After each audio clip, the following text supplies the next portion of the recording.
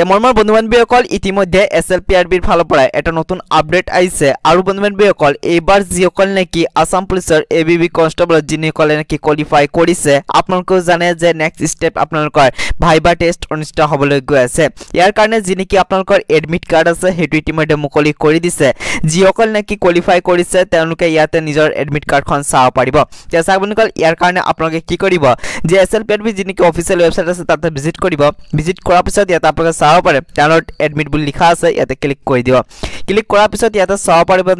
আপোনালোকে ইয়াতে লগইন কৰিব লাগিব লগইন কৰাৰ কাৰণে যি নেকি আপোনালোকৰ এপ্লিকেশন নম্বৰ আছে হেতু দিব লাগিব